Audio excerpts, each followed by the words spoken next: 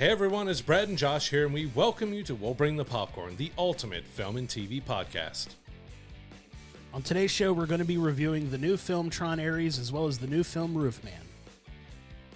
So we're not too far away from Predator Badlands coming out, but we got word that it's going to be PG-13, which is going to be the very first one in the series to have that rating. Every other one has been rated R, even Prey that Dan did before was rated R. Now, that one came out on streaming. It's been since 2018 since we've had a Predator film in theaters. And we're getting a re-release of Prey before Predator Badlands, so you can finally see that one in theaters. But it's really interesting to see that they're going PG-13 with it. Now, they mainly said that's because there's no human red blood in the film. You're dealing with android synths, predators, because we've got the Yutani Wayland connection in there. We have mostly predators and alien creatures and stuff, and it's going to be really interesting to see if that helps the film or if it hurts the film, because fans of the series are going to be looking for that rated R for the gruesome violence and everything else, and a PG-13 does open it up for a bigger audience,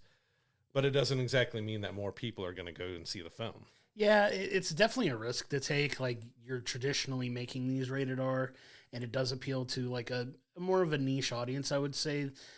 I think the most successful one was the last one. It made like $170 million at the box office. So these aren't like these aren't $1 billion movies usually, but I wonder if that is a ploy to try to bring in more people if they make it, PG-13 without as much like gruesome violence to it, but trying to be, action-packed and still violent, but kind of with that caveat that it's not going to be the bloody mess that you're used to when you come to see like a Alien or a Predator type movie or whatever. But it's definitely an interesting choice because it's a good gamble to take. We'll see if it pays off for them, but hardcore fans of these films are probably going to feel a type of way about it. It's already been a little bit parodied because of the overall aesthetic of the Predator itself, especially without the mask, and a lot of that was being parodied online, and people are already feeling a different type of way about that, so wondering if that's going to have any impact on the film. The trailers that we've seen so far have been pretty solid trailers. Like, I'm excited to see the movie, but I wonder how much of that niche audience is going to be turned off by the fact that it's not going to be a, kind of a more bloody, violent, film that we're kind of used to from the Predator franchise, as opposed to, what's probably a more clean but still action-heavy version of what we've seen, given previous films and TV shows that we've gotten of it. Yeah, so we got the final trailer released, and it's got a ton of action. They showed a lot of stuff, but it's with bigger alien creatures that we really haven't seen before in the universe. The director did talk about that, whether it's true or not, that we're probably not going to see a xenomorph in here, even though we got the Yutani connection and stuff in there, that we're not bringing the xenomorphs and that stuff like that. There's a reason why Yutani and the synths and stuff like that play, or the synths or cyborgs play a role in this, that it's still going to be a heavily Predator film. It's completely different from anything we've seen before. Everything before this has always been about the Predator showing up in location and stalking humans and, all that. And this is pretty much taking place on this world where the Predators are trying to show who they are and kill these creatures and kill these unkillable creatures that they think. So it's going to be, I think, tonally, visually, like everything is going to be quite different from what we've seen from the Predator franchise before. Yeah, it's definitely a risk that they're taking with this, and I'm excited to check it out and see what's going to happen with it. Time will tell if it's commercially successful or not, just dropping it from R to PG-13. But we're in such a weird time in movies anyway. Like, things you think are going to do extremely well at the box office don't for whatever reason. So this is another one we'll have to wait and see, what happens with it. But I'm hopeful that this does commercially well, because I'm a fan of the Predator movies, always have been, and this one is definitely a shift from what we're used to, but we'll see if it pays off for him. Yeah, like $170 million isn't a huge mark to try to the best in the franchise, but with how things have been, like, you can go back in our last episode to see what we thought of the Smashing Machine, but it has bombed hugely. Like, it had around a $50 million budget, and it doesn't look like it's going to get anywhere close to that. It's done really poorly. There's been several that have gotten good buzz, and you would think were going to do well, and they were well under where they thought they were going to be. They're even talking about now that Superman overall wasn't really profitable for DC, even though there was a really good reaction and it made around 600 million. But it just, films are not performing like they think they are, while others are being runaway hits with smaller budgets and everything else. So yeah, it's going to be real interesting to see if it can at least hit the 100 million mark and see if it goes anywhere else from there. Right, and time will tell. It's a weird time in the movie industry right now. Like we've talked last week about films trying to slash budgets and what have you, and we'll get into more of that a little bit later. But I definitely want to pivot us now into talking about a film that is one of my sleeper favorite movies ever, is Heat. Heat was so good, made back in the day with Val Kilmer, Al Pacino.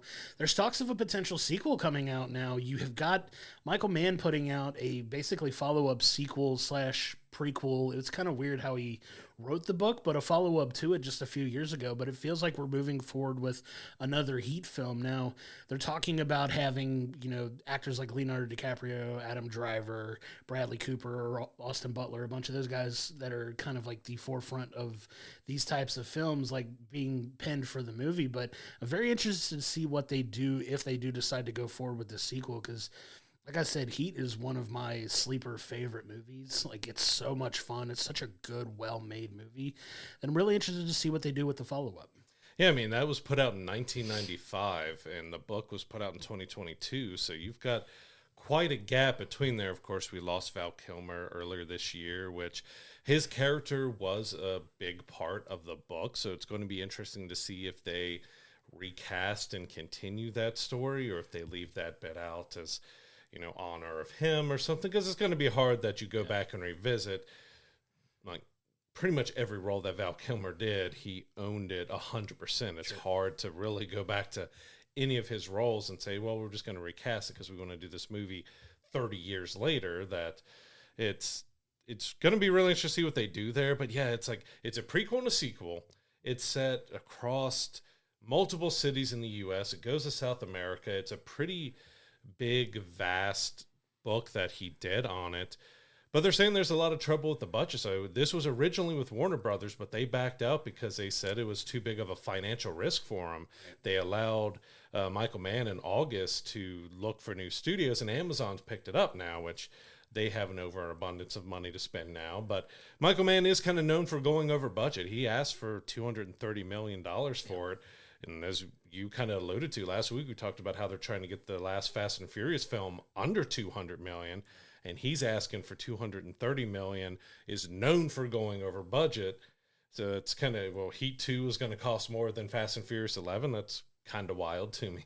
Yeah, that's insane given, what goes into making those movies versus what goes into making like this action type, heisty type, film like, Heat 2 would be. But I'm excited for the potential of it. Like I said, that original Heat film is just so good. If you haven't seen it, it is a sleeper hit. Like, it is really, really, really good. And star-studded.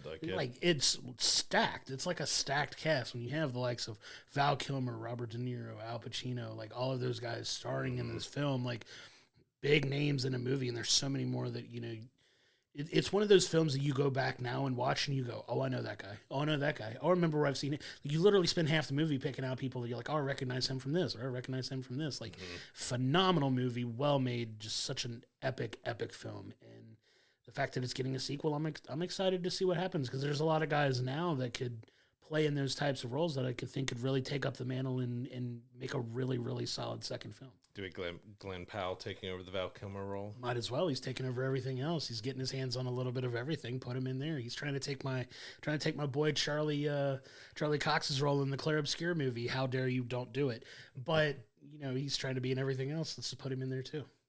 I want to move us on to the latest Game of Thrones show that we've been waiting for a while now. So it's A Night of the Seven Kingdoms. We finally got quite a bit of updates on it and the first trailer. So this is going to premiere January 18th, 2026. It's 6 episodes.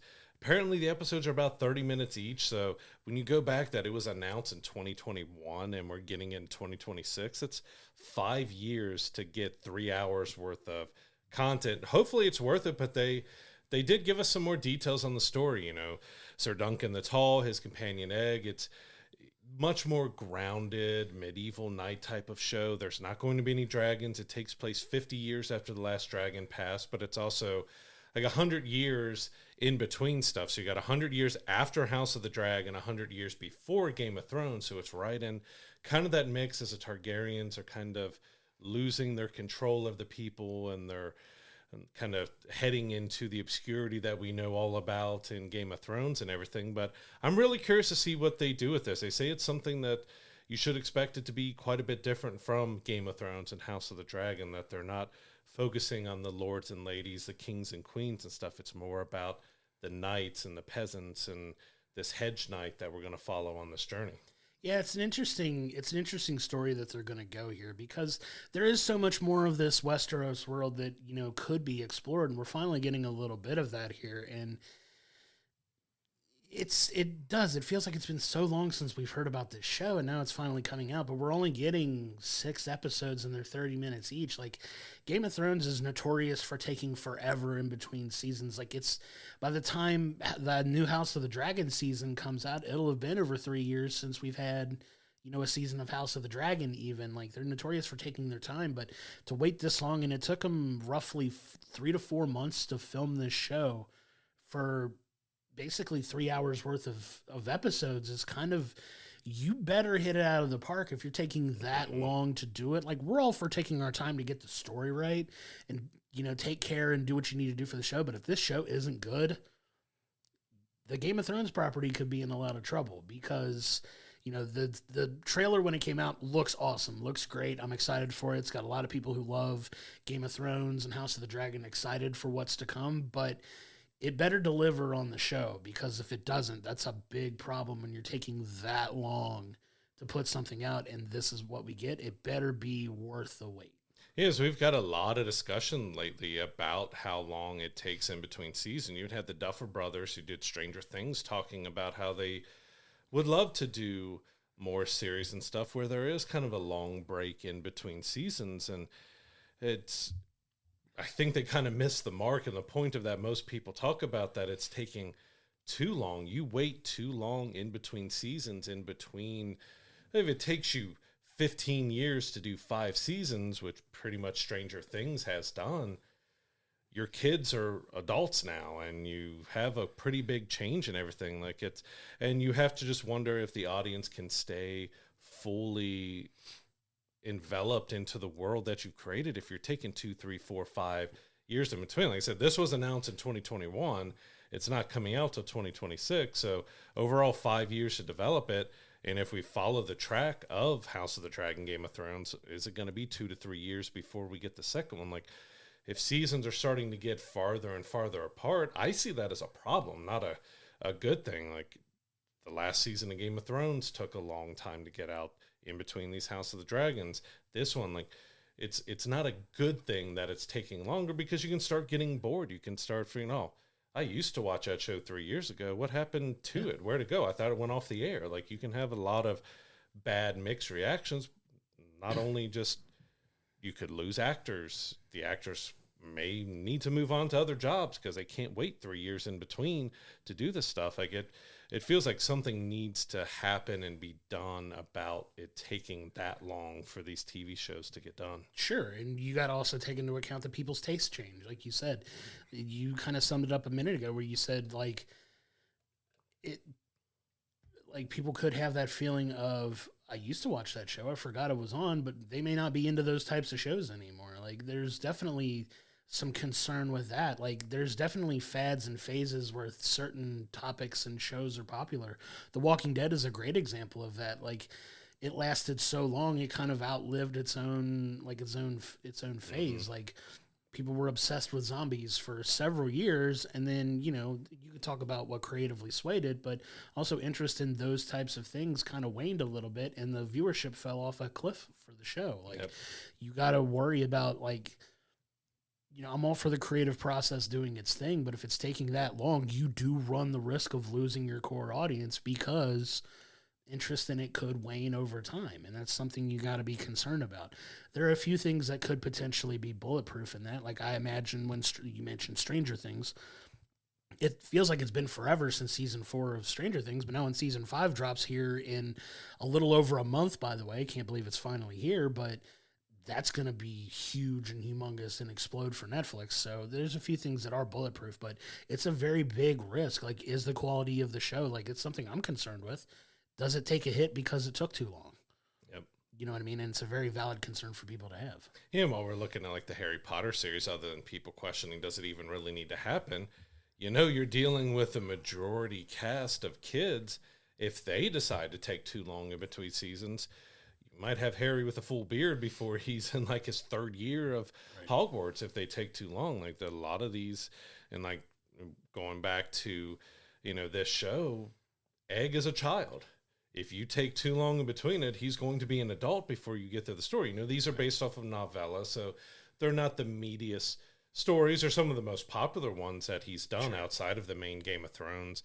But if you take too long, especially when you have main actors being children, they're grown adults by the time you finish it. And again, we have that with Stranger Things. They're showing up to the premieres with full beards and married and kids and everything else when they're supposed to be still teenagers in the show. Right. It's definitely a risk to take, but we'll see if it pays off for them. I want to pivot us now to a very interesting topic because, you know, with the release of Snow White this past earlier this year, there was a lot of talk about Disney not wanting to move forward with any more live action properties, kind of take a break for a while, just due to how poorly Snow White was received by people, did not do commercially well. It definitely caused them to pause and take a step back and really look at doing live action anymore at that point. But now we're getting word that the Tangled project that was shelved is back on for development. And we definitely got some interesting casting news around that film. Yeah, potentially we have Scarlett Johansson being eyed to play Mother Gothel, which I'm mixed on. She can sing, she can act. I enjoy her as an actress and stuff, but me and my wife have talked about this a lot. Like, out of all the Disney villains, Mother Gothel is one of the nastiest to us, especially as parents. Like, we see this woman who kidnapped a child and won't let her see the outside world because of her selfishness, that her hair keeps her youthful, and she's gaslighting and doing all this. She's a horrible human being. Like, Scarlett's played some darker characters and mean characters and other things like that, but I don't know if I fully see her encompassing this kind of nasty woman that is Mother Gothel. Like, fans far and away instantly said when they were doing live action, like Catherine Hahn, like, you see Agatha, that's Mother Gothel in a way. Like, she could do it really well. You could even get the, you know, original voice of Donna Murphy. She looks like her. Her age is right in the range and everything else well. So you could either go on Catherine Hahn or get, you know, Donna Murphy back, but you go on Scarlett Johansson, and it's. I'm not gonna hate it, but I don't know if I could see and picture, because she's also small in stature, and two, to see her as Mother Gothel. Yeah, you run the potential of having another Gal Gadot situation, right? Mm-hmm. Where she's not normally playing a type of character like that, and then she tries to play the evil queen or the wicked stepmother, or in this case, Mother Gothel for Scarlett Johansson. You run a very real risk of not being believable in a role like that, and that's not to say that you can't pull it off, because we all know Scarlett Johansson's a phenomenal actress, but it's definitely one that's hard to see booking-wise. Now, there's been talk of who's going to actually play Rapunzel, and a lot of people are of the belief that McKenna Grace, who notoriously broke through with the Ghostbusters reboots, she's been on several other films here recently as well, including one that's coming up called Regretting You, and there's talk of potentially her co-star in that. Mason Thames, who played Hiccup in the How to Train Your Dragon reboot, could be a good Flynn Rider for that film. So there's a little bit of casting speculation coming together very quickly for that film, but it'll be interesting to see where Disney lands on this, because I'm still on the fence of them putting a pause on this live action stuff, only to not even a year later come back and 6 months later. not even a full year, just coming back and saying, oh, we're back at it, and Tangled's back on and it's a go. Like, what is Disney doing? Like, do they think we were just going to forget about Snow White? Because it's not the case. Yeah, because you don't know if they pause to reevaluate and see how they can improve the live actions, because most of them have been kind of mediocre. Like, we gave Snow White a little bit higher review than most other people did. It still had so many problems and faults and stuff with it, and Gal Gadot was very miscast in that as well. But we don't know if this was a pause to try to reevaluate and go over scripts and see if things, because you still got the director of The Greatest Showman is still supposed to be directing and stuff as well, which that was such a fantastic Great movie. musical and everything else that you have hopes because of that. But you wonder if they went back and looked at anything, or if this was just like, oh, we're gonna say we're shelving all of our live action until people forget that Snow White existed and was put out, and we'll just go right back and do the exact same thing. Because I mean, I enjoyed The Little Mermaid, and the Beauty and the Beast was okay, but none of the live action came even close to capturing the heart, the magic, the soul that those animated classics had. But it's also for our generation. We grew up on those animated films. You've got a lot of kids who are growing up now.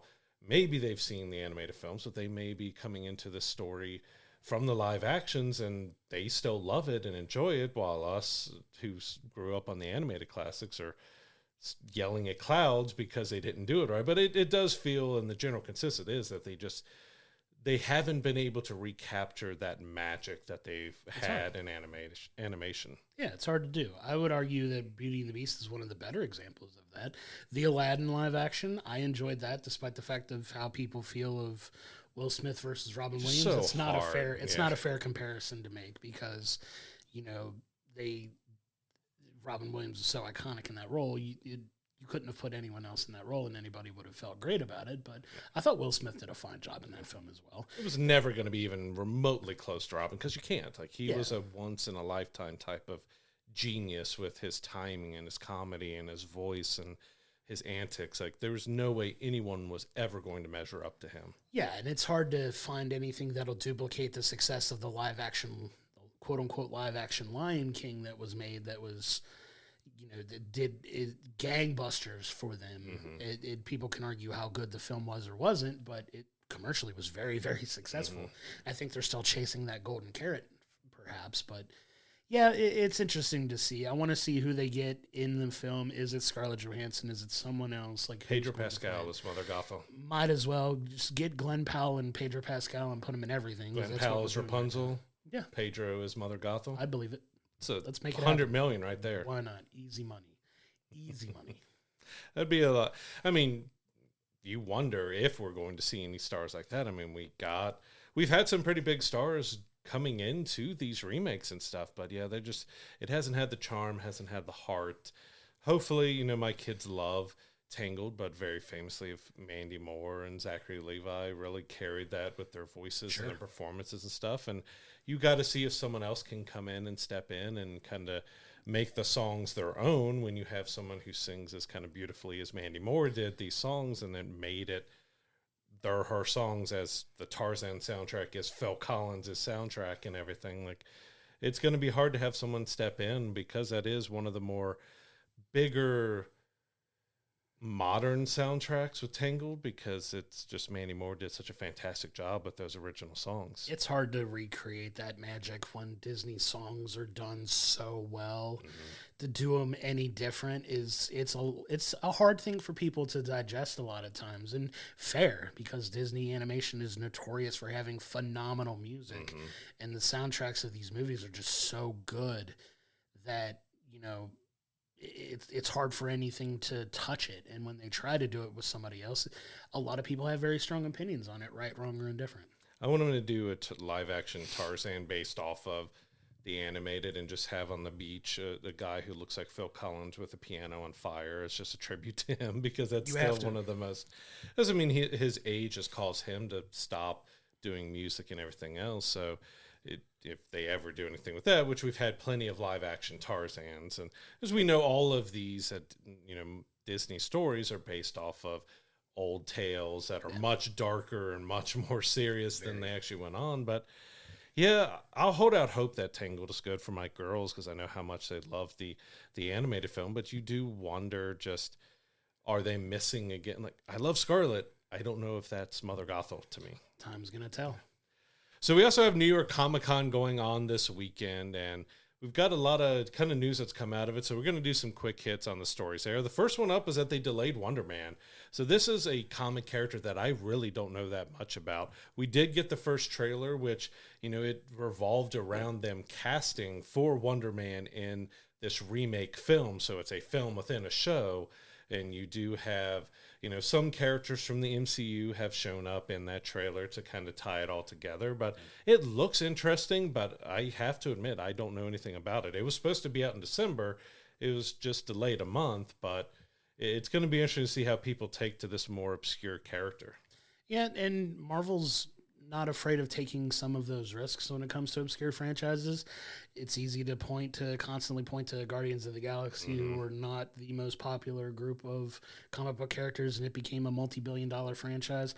Not expecting that out of Wonder Man by any means, but I'm excited to check it out. The trailer looks fun. It feels very meta, which is a potential fun take on a comic book story. So I'm excited to check that one out when we finally get it in January. Don't know why they delayed it a month. It seems kind of silly, but maybe they're trying to get past some of the stuff that's probably going to overshadow it in the winter months, especially when Disney has a multi-billion-dollar franchise like Avatar coming out towards the end of the year that may overshadow it a little bit. And then obviously you got stuff like Stranger Things wrapping up theirs. It's going to potentially take some eyeballs away from it too. So maybe there's some strategy there, but we'll see. Yeah, especially Stranger Things is 3 parts. So it's got 3 different releases between November and the end of December.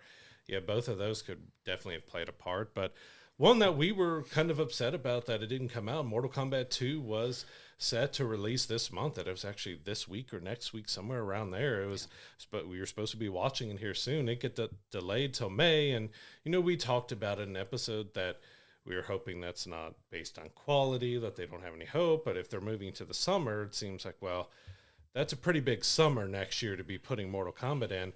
They've already greenlit Mortal Kombat 3 and have started, early production on it. So more signs pointing that they were actually happy with it, because before anybody's even seen it, they have moved on with a third. That gives me more hope about the second film. We've heard early screen testings were phenomenal and well received, and we were disappointed when they announced that they moved it, because I really wanted to be watching that film right now, and I was excited for it coming up. I'm still excited for it coming out in May, but it was definitely a bummer that it was pushed out like almost 7 months to put it more in line with the summer release. Hopefully it does well. Love the first one. I'm excited for the second one, especially with the addition of, Carl Urban in here, who you could put him in almost anything and I'd enjoy him. He's collecting roles now. I love it. He's in so many different universes that he's just collecting all of the Nerd Kingdom Infinity Gauntlet stones, and he's just doing such a phenomenal job. But Dread and Thor and Star Trek and Mortal Kombat, and he's just been in, you got The Boys and a different superhero type of show. Like, he's just collected, like you said, the nerd Infinity Stones of roles to be in, and all of them he's been fun and great. Like, there's been people clamoring for more of him as Dread after that reboot, but the MCU, Yeah, it'll be interesting. Speaking of the MCU, we got word on Vision Quest. So this was kind of quietly filmed. Like most MCU shows or projects, we hear quite a bit about, and we try to avoid some of the spoilers and stuff with it. But literally almost nothing came out of Vision Quest. It's done. It's out in 2026. But we got word that James Spader will return as Ultron, not only voicing him, but he's going to play a human version of him. And we also have James Darcy, who played Jarvis in Agent of Carter. He's going to have a role in the show as well. So it's really revolving around Vision having, because we left at the end of WandaVision, he's White Vision now, but he has the memories, but he doesn't have connections to that. And this show is kind of exploring how he has all these memories of things that happen, but he doesn't have any connection to it to see how he handles being this version of Vision that just really doesn't care about what has happened. And I'm really curious to see how they approach and do that show, especially bringing James back and bringing, actually 2 Jameses back and seeing how that goes. Getting all the James here in Vision Quest. I'm glad that they kind of quietly got this done, because I think everybody's been distracted by Spider-Man and Avengers news, a lot of it. And then some of the other stuff that we're going to talk about here as well, because there's plenty of Marvel stuff that's come out of this. They had a big presence at New York Comic Con. We're kind of the central focus of it as far as like mainstream news and things that broke. It was very like almost San Diego Comic-Con, probably equivalent level of participation in the New York Comic-Con that we typically would get from San Diego. And, I know some of this was due to reportedly Paul Bettany's last role that he had signed on for his original Marvel contract was WandaVision, and they were planning to do more stuff, but they, from what I heard, wasn't under contract to do anything beyond that. So I know they potentially had to rework a deal for Paul Bettany to come back as Vision. Stoked for that. Stoked that we're finally getting the show. I'm excited for a trailer for it when it finally gets released to the public. I want to see what this show looks like. And you got some pretty solid people here a part of this show. And at some point Elizabeth Olsen's got to make some kind of appearance in the show as well, because obviously you can't have Vision without some kind of Wanda presence, even if he's on this solo journey to find himself here. Like it's going to be real interesting to see what they do with it. Even if it's like a memory that they really haven't shown in live action before, something just to have her back and play something new where it's maybe a touching moment or something like that. She's got to have something to do with there. Vision Quest here. Has to. You have to have her in there. I know one show that we've talked about a ton that Josh is a huge fan of, Daredevil Born Again. We are getting season 2 in March. It confirmed it is sticking with and staying in March 2026. But this is one we're not going to touch on a ton because they've just gone out with full spoilers. There's images, there's footage that was shown. It showed a lot of spoilery stuff for season 2, which Josh doesn't want to know about. I've seen it. He hasn't. I'm trying not to spoil, but there's some pretty big items out here for Daredevil Born Again season 2 and 3. 3 is officially greenlit. They're getting the writers' room together. They're going to start putting that story together for, March 2027, more than likely to get that. So they're going to film that, next year. But there's a lot of stuff that's come out, and kind of surprising how much they've already spoiled of the season when we still have 6 months to go before we see it. We just can't have nice things anymore, and that bothers me so much. I love the show. I want to be surprised. Unfortunately, I did have one major item, which I'm not going to spoil on here. If you're like me and are trying to avoid spoilers for the show, there was one very major spoiler. It just happened to pop up in the first thing I opened on my social media feed, and I'm like, why can't we just surprise things? There's things that we have both speculated on this show. If you go back in archives and talk about what we feel could potentially be in store for Daredevil in season 2, makes a lot of sense, and it looks like it's going to be happening. I'm happy about that, but for the love of God, can we keep some things a secret on a show? Like, do you have to spoil the entire show before it comes out? Because it takes away some of the fun and the enjoyment of it. Like, obviously, I'm going to see the trailer for it, and it's probably going to spoil a bunch of things, but I'm just trying to delay that as much as possible because I really want to enjoy the show. I love the character Daredevil so much. I've been very open about that on this show, and I'm excited for season 2. The biggest news for me, season 3 is official and it's greenlit. So excited that we're not stopping. Especially after Charlie had one interview, threw up like, oh yeah, in our final season of like, wait, what's this? Season 2 is the final season of it, and like, oh, I just meant this last season, and then he had to stumble and go, and Vincent D'Onofrio came out trying to say, oh, he didn't mean it that way, he did this and that, and then they just had to come out, yeah, season 3 is happening. Thank God. I'm so excited that this show's going to continue. I love Daredevil so much. And was that an actual stumble, or was that Charlie like, hey, I'm going to screw some things up here for you, so you got to tell everybody and tell us, the actors right now, or are we getting another one? Right. Hey, force their hand. I'm all for it, but very excited about season 2 not being the end of it because I want the show to go on for a lot longer. Charlie Cox, I want him to be the Hugh Jackman of the MCU where he plays Daredevil until he's 90. Please. I love Charlie Cox in that role. Give me Daredevil until he's 90. I'm here for all of it. Well, speaking of playing Daredevil till he's 90, we did get confirmation that Your Friendly Neighborhood Spider-Man will be out. Season 2 will be out in fall 2026. It looks like Charlie Cox will be returning as Daredevil. That's awesome. In there, he wore his black suit in the first season. Looks like he's going to go back to his red suit in season 2. But we also finally got confirmation that X-Men 97 season 2 will be out in the summer of 2026. We've been waiting for that for 2 years now to get that after the amazingly brilliant first reboot season that they did. And they're like, oh, it's going to be a couple years away before we get it. But the good news is season 3 is already in production being made. So hopefully that means a 2027 release date for season 3, and then we don't have to wait a couple more years, like as we talked about with Game of Thrones and everything. Making people wait 2, 3, 4 years for stuff, it's not good.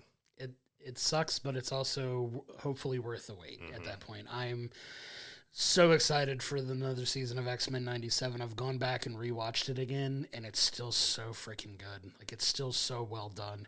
Go check out X-Men 97. It is a phenomenal animated series, and one that is definitely worth your time in the watch. It was so good. Yeah, the Remember It Gambit episode was so just ingrained in my memory now after that. Like, it was so well done because it aged the show with the audience of, we grew up with it. Was for us, and now it's like, oh, hey, it's for us again here, and let's watch it and have so much fun with it. But such, plus because of that 90s era, that the suits and stuff they did, and the X-Men era there, like, that's one of the most popular designs of costumes for superheroes probably nearly ever, because they were so iconic, from Cyclops' look to Wolverine's look to everything else. And to have that back in, much better, higher definition, animation and stuff was just fantastic to see. And yeah, I cannot wait for season 2. Yeah, they were all distinguishable. Each character had their own unique look, and that's what stood out.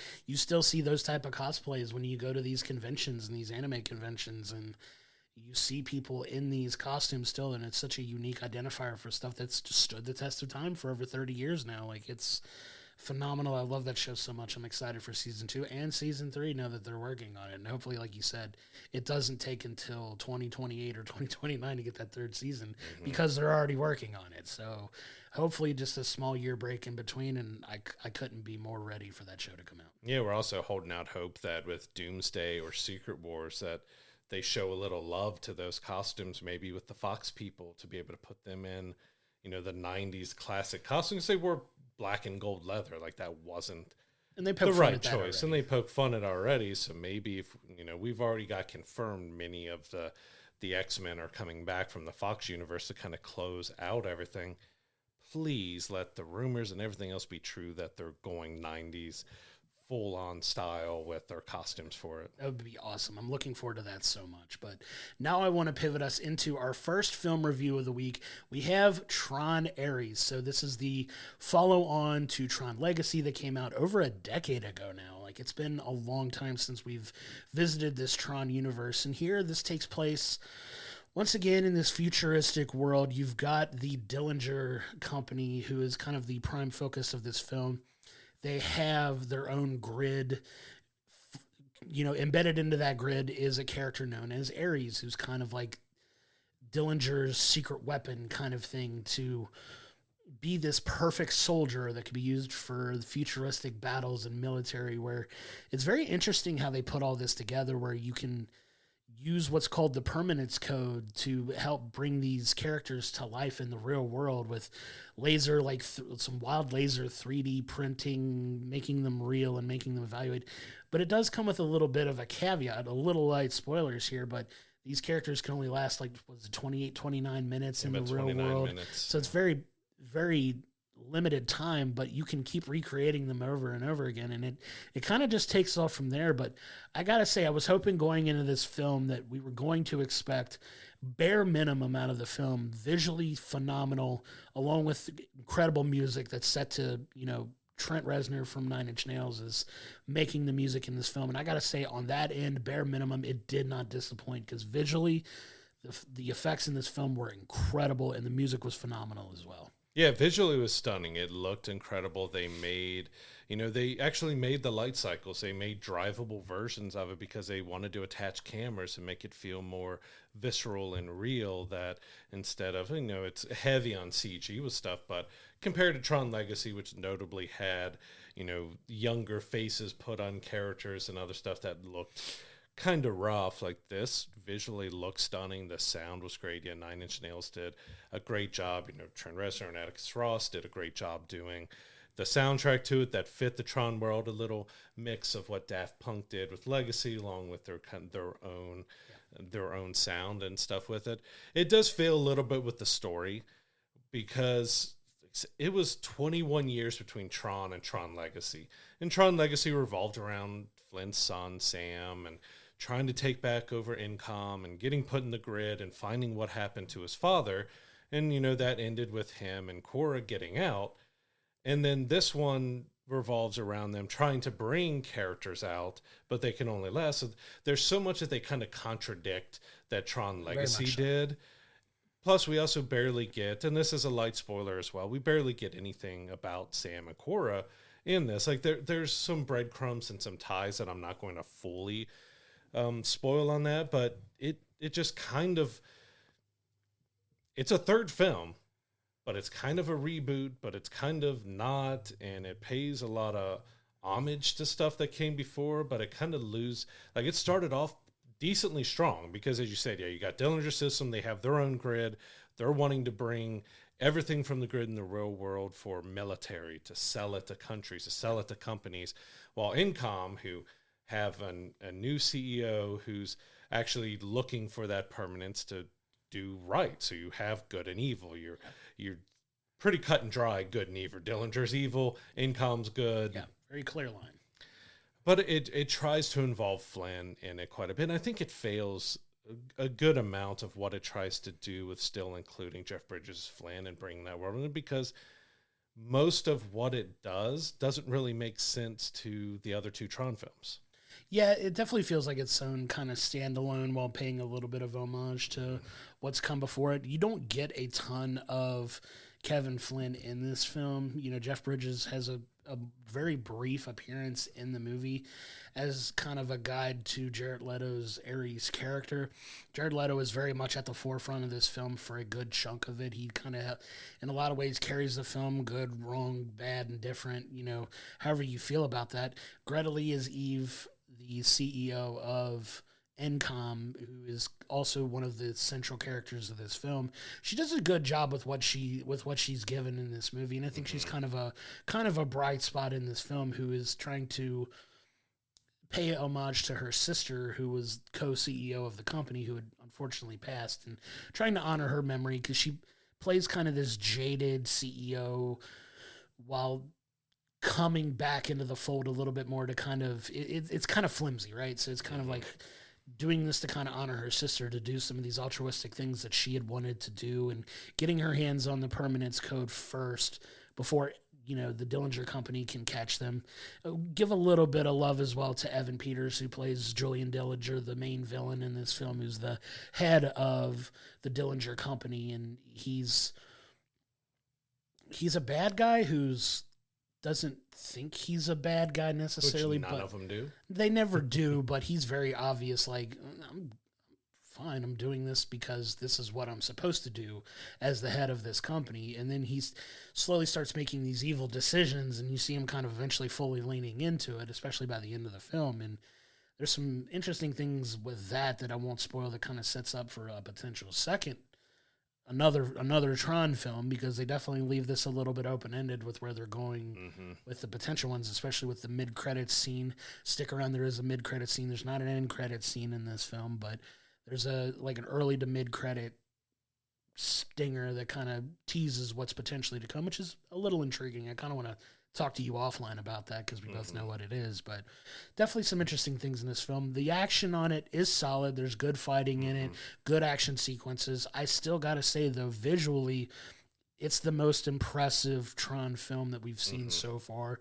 because there is so much more advancements in CGI, in technology, that they use a lot of in this film. And I want you to talk about your experience going to see this, because you got to have a little bit of a difference in viewing experience from me. I got to see it in your standard XD screening, which was phenomenal. The sound is amazing in those types of theaters, but you had just a little bit slightly different experience than I did. And I kind of want you to talk about your experience with that. Yeah, I took my oldest to see it, and we went to Cinemark in XD, but we did the D-Box motion seats and in 3D. So not only were we tilting and rumbling and moving around, we had it in 3D, and I say that was probably the best kind of spectacle viewing that I've had, of that engrossing of, all right, yeah, it's rumbling, it's moving, as they're going through the opening sequence where they're kind of weaving through news stories within the grid and stuff, we're floating around, and with the 3D causing everything to pop more. I would highly recommend watching it in that way because it was so kind of immersive. It made the film feel so much better and different to me that I was having so much fun because it was just the differences in the rumbles and the movements along with the 3D making those beautiful visuals really pop on screen. Like, it was a really fun experience to do it in that way. Now, this is not something typical that everyone can do all the time. It was like $20 a ticket to do something like that, which that price needs to go down. Like, I get the technology's not cheap. They've got a couple rows of it there, but that's something that would be really fun if it was more accessible for more people, because if you're going with a group, like I said, it cost me and my daughter over $40 for just the two of us to go for tickets for that. It was worth it in the end, but it's not something you can do over and over again just because of how costly it is. But I had a great time doing it. Like, it felt like I was more immersed and in what was going on with the visuals, at least in there. The story didn't grip and grab you as much as you would hope, but the visuals in that way was just so good, and the action just got you in it because you're feeling every bump and movement, and you're spinning out with the light cycles and everything else. Like, it was such a fun experience. Yeah, that's fun. I did get to go see this film before you did, and I recall sitting there in the theater watching it, and I was like, man, they're gonna have a lot of fun if those seats are set up and done right. Like, it's gonna be a lot of fun. Like, I'm not the biggest fan of 3D films. I typically avoid them when they're unless there's no option otherwise for viewing experiences. 3D doesn't do a ton for me, but I was sitting there watching that and was going, they're going to have an absolute blast watching this movie, because this film feels the most, I would say, the most suited for a 3D motion seat type format in a film I can remember in a long, long time. There's plenty of movies with like moving seat potential, at least, that don't necessarily have to have the 3D aspect of it. I know you and I talked about it, like how we wish we had those seats available to us when F1 came out. Like, that would have been a fun film to see with the motion seats and everything. Obviously for the driving aspect, and it takes me back to the days of our amusement park up here, Kings Island, having the Days of Thunder ride with the motion seats and how fun that was always.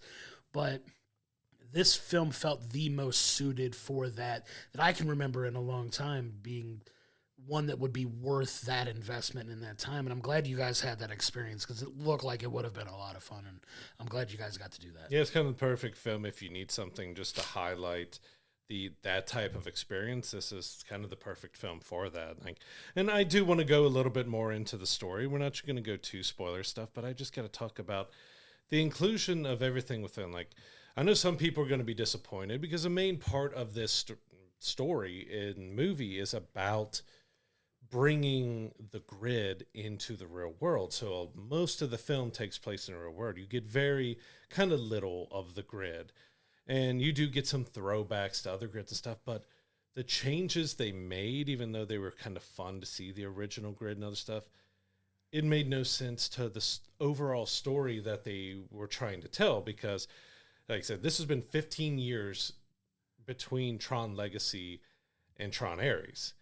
And, we left the grid and we left Flynn and everything certain ways. And it just felt like what they did with Flynn and what they did with the grids and stuff, just like, how does this connect to Legacy almost at all? Like, where is the connection? Where is the story and the stuff that they did do with Flynn? Like, this kind of doesn't make sense because, Tron Legacy, we ended with kind of Flynn, quote unquote, sacrificing himself. He had his chance to get out with his son and Cora to get back to the real world because he's been trapped in here. And it made sense how he was trapped for so long because of the rogue programs that were keeping him away, and he couldn't enter anywhere. And then this one, what they did with Flynn was like, he's got this and he hasn't left, but is this really Flynn? Is this a program? Is this, like, we don't know what it is. So like, there was so many stuff that we had set up and left with Tron Legacy was pretty much ignored going into this. So someone who, if you're looking at this as a third in a trilogy, it just didn't tie together with that story of Tron Legacy. And I went back and revisited Tron Legacy with my oldest, who's really got into Tron. We watched both of them before we came to Ares, and she was really excited, and she loved Ares and everything else. But rewatching it, I really enjoyed what they did with it And the story, it had its problems and stuff as well, but I think this one had more story issues because it started off strong and then it just kind of fell off into did you not really know how else you were going to try to do this type of feeling with the story? Yeah, I mean, if you're looking for a ton of continuity there's not a ton of it, which is kind of problematic if you're presenting it in the same universe realm of the previous two films, and there's not a ton that connects them. There's very loose connections to it, so it kind of takes its own liberties, which I feel a little off-put by that a little bit if I were to say, but the overall story was fine. I mean, you deal with, like you said, Ares, who is, kind of playing this program that's kind of rejecting his programming and discovering what he wants to do with a potential life that he could live. And that's kind of the central theme of, his journey throughout this whole film that, is kind of like you have two parallel stories. You have the intercompany, battle here between Dillinger and Incom. And you also got Ares on his journey too, who kind of plays a role in this because he is a Dillinger program who's kind of gone rogue. And that's kind of the catalyst for most of the conflict of this film, where they're basically trying to stop him. Mm-hmm. And it's a ton of fun, but like that's kind of where the depth of the story stops.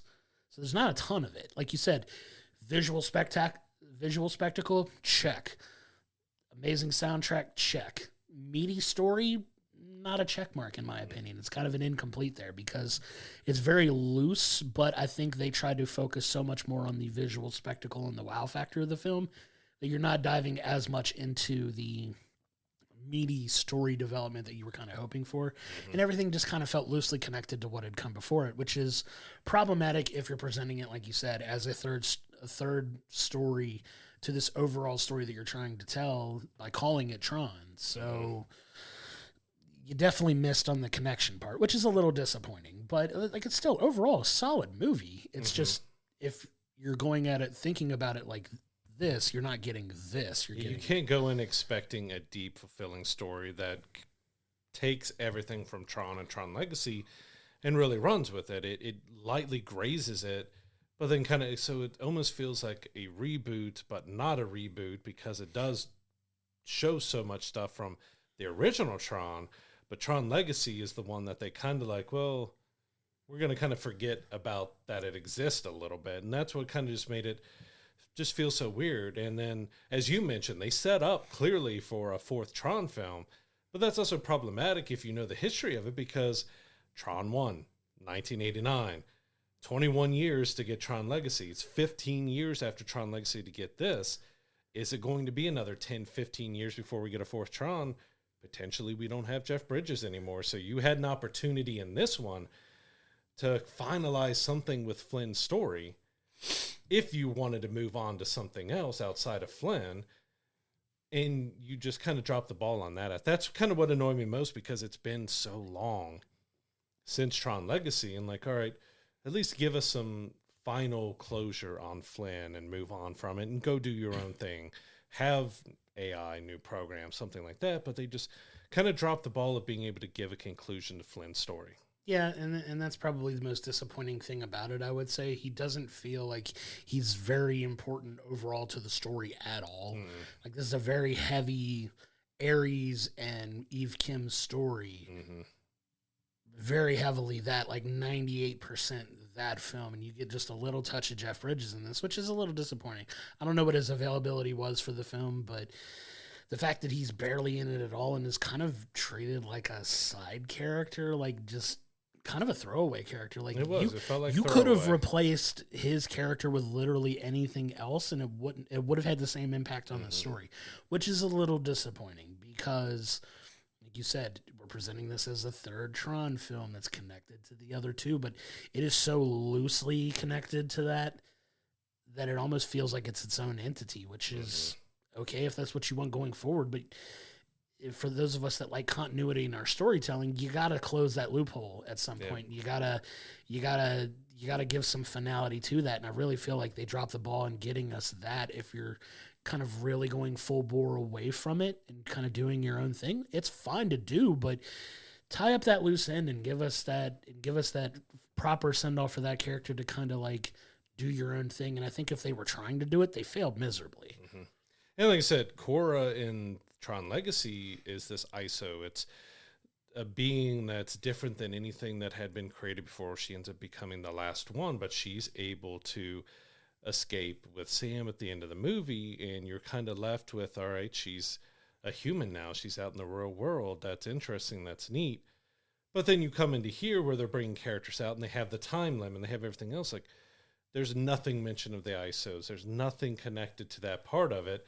You bring in something completely different and new with the permanence and stuff, which you still tie back to Flynn, which, like, this guy was a video game creator. He was a hacker and software and stuff too, but you're still just putting so much onto his, well, he had this that he had created way back then, and he had this he created. Like, it's almost made him into this just otherworldly being. And like you said, you could have had anyone else do the Flynn cameo in this movie and it wouldn't have made a difference.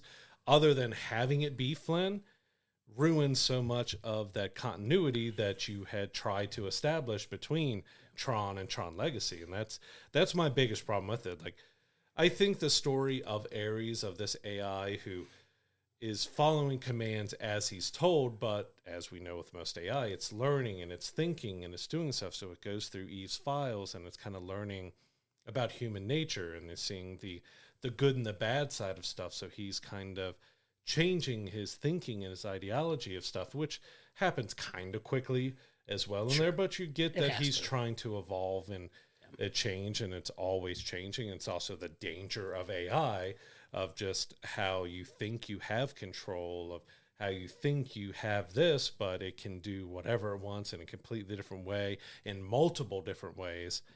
But then it just kind of, like, I don't know, it just didn't feel like it had that great of a payoff. But it was more me being annoyed at the fact of how they just kind of ignored Tron Legacy and just didn't give us anything solid with Flynn. Like, it would have been better just to leave him out of the movie than try to shoehorn him in like they did, because it just messed with so much stuff. Because we've gone into some spoilers. This is a big spoiler. He has a back door that he uses to help Ares out. But if he had that, why hasn't he left the grid? Exactly. Or where is he in the grid? Because we know there's something different about that Flynn. But it just made it messy. It did. It made it very messy.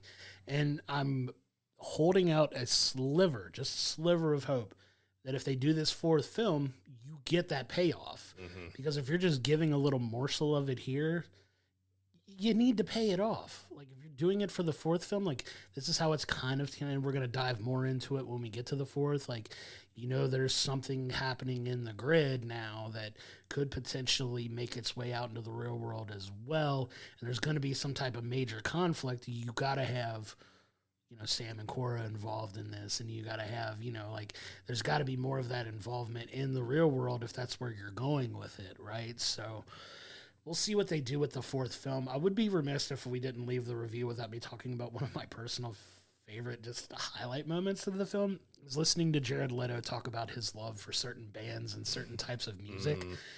Because he is a not only is he an actor, obviously, but he's a world famous traveled musician, and just kind of hear him, the way he talks about certain bands and his love for them in this film just made me chuckle just a little bit as a thing. Because he's this AI entity that are like, oh, you'd expect him to like, and they kind of poke fun at it a little bit. They're like, oh, I expected you to like this and this.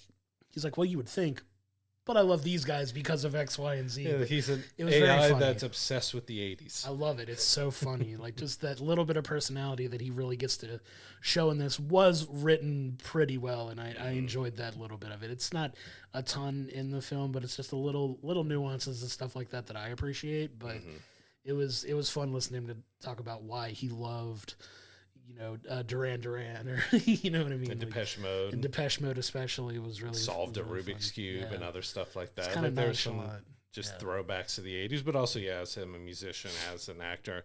And it's one of those things, like, not going to go anything about his personal life or anything that's pending going on with that, say, and have what you want on it with that. But you do get majority of the time when you have people who are actors who can sing, they want to shoehorn in them doing music. And I like that was the way they shoehorned in music with him. Instead of having him sing or perform or something else like that, he's talking about as an AI, his love of Depeche Mode and other stuff like that. Like, because they're driving in the car and he's talking to Eve about stuff, and then he just goes into instantly naming the title of the song, and she's like, what did you just say to me?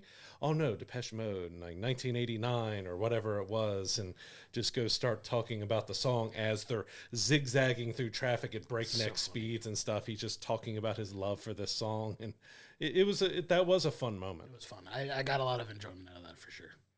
Yeah, but this one was tough because, as we've mentioned, sound-wise, just Nine Inch Nails came in and was fantastic because they kind of blended a little bit of what Daft Punk did with Tron Legacy, along with the Nine Inch Nails sound that you know, to make it all fit and work within this kind of having classic sounds from the original Tron, blending stuff from Tron Legacy with the soundtrack, with all that. They knocked it out of the park. The visuals were great, beautiful to look at, and it was a spectacle to watch. It's just disappointing how they kind of dropped the ball with trying to tell an interconnected story while not connecting it to the story.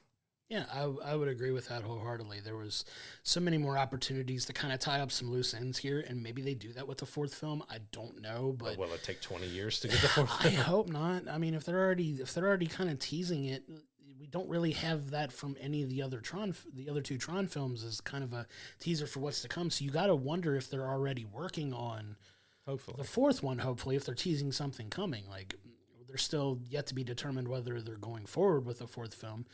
I'm not expecting it to do commercially too well. The viewing in my theater was pretty sparse, not very heavily attended. Like, I think there may have been 25, 30 people in my movie theater when I went and saw it, which is very light.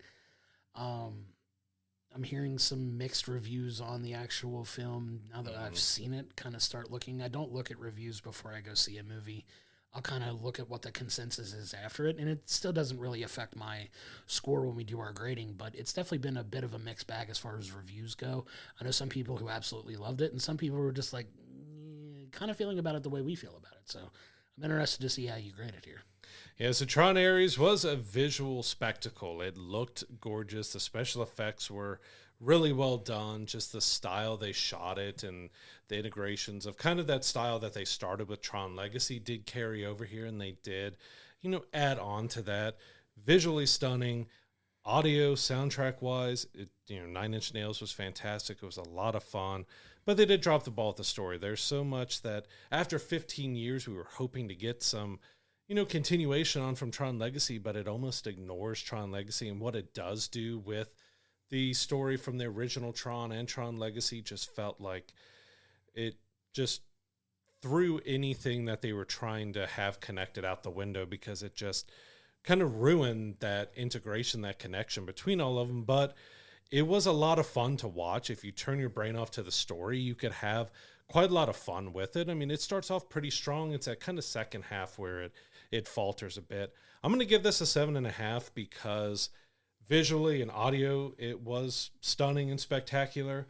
And me and my daughter had a ton of fun doing that immersive moving seat 3D for all of it. That made for such a fun theatrical experience that I can probably give it a little higher just because I had so much fun watching it, even if the story disappointed me.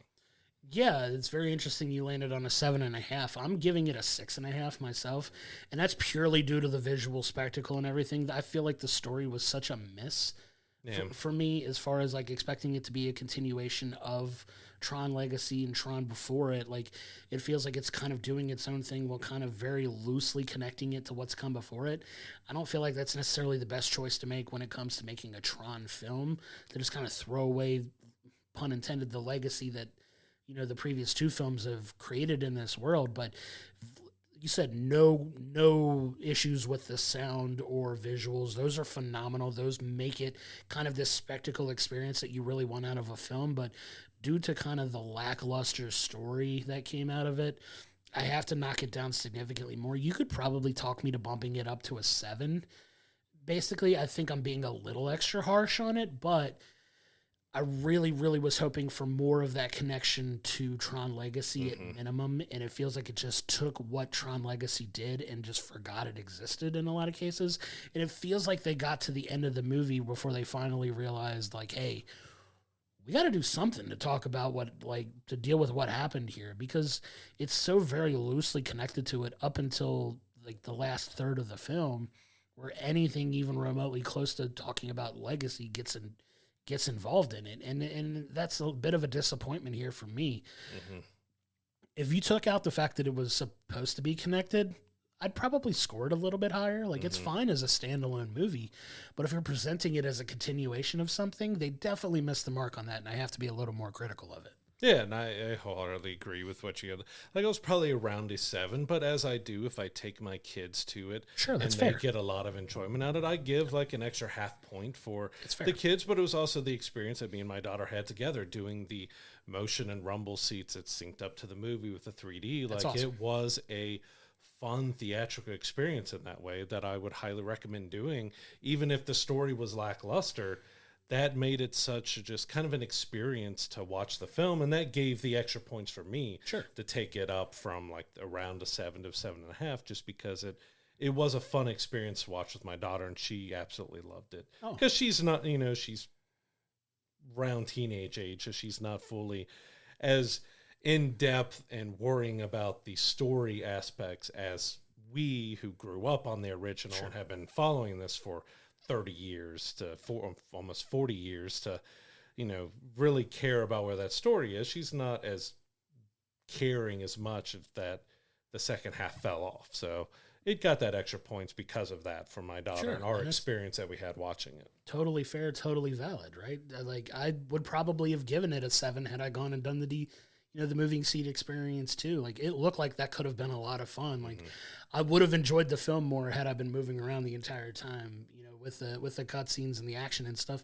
that they do well. It's just so much of a miss in connecting that story in any type of way that really dragged down the overall score for me. If you're just giving it a score based on purely a criteria of visuals and sound, it's one of the better films we've seen in a while, just from that perspective, because visually it is cool as hell. Like, it just the visual effects were done spectacularly in this movie, and like you said, you have that darker, grittier visual aesthetic matched with a darker, grittier band like Nine Inch Nails, providing a soundtrack for it. It's a perfect marriage, in my opinion, for that.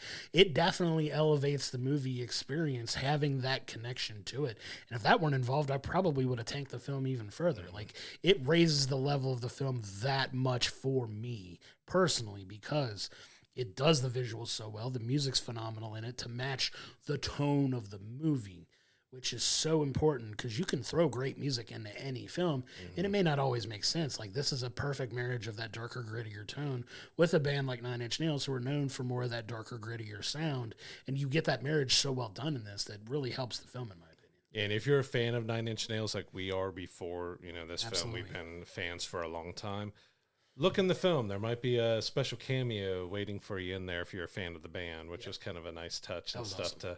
to see in that. But yeah, like, most of my with this, which is kind of a bit different from like the other scores I've given to movies, is based mostly on the experience and less about the story. And I'm pretty big on story and stuff, and like, it got a little bit higher because of that immersive experience of the seats in the 3D and the visuals and the sound. Like, I was able to give it more of the turn your brain off and go watch this movie and not worry about the story. And you're going to have a fun time because of the visual spectacle and the audio, and go see it. And if you have the 40X or the, D-box seats or something like that, this is one that I think is worth that extra money to have that kind of experience for it, because it made it so much more where I was annoyed by the shortfalls of the story, but that helped me kind of not care as much. Like, probably on a second viewing at home, I'm going to be much more critical on the story, because it starts off pretty solid. It just really drops the ball around the like 60% mark of the film, and you have some, like, I was looking forward to a few actors that are in here and thought they had bigger roles, and they were in there for like 30 seconds. Not much involvement of it at all. But, it is the film that we got. And that's kind of an interesting thing to pay attention to moving forward with, especially these types of films. If you get to go having that more immersive experience, how much does it enhance your enjoyment?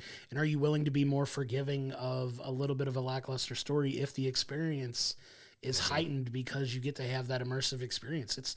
It absolutely plays a part in grading films. Like you said, if you have a much more in-depth experience watching a movie, does it enhance the film for you? Does it take away from it? Is there one where they don't do it as well? And it's just like, I was so distracted by this, I couldn't pay attention to the film as much as I wanted to. Because that's very much a possibility as well, because like you said, those seats exist for every film and they sell them for every movie.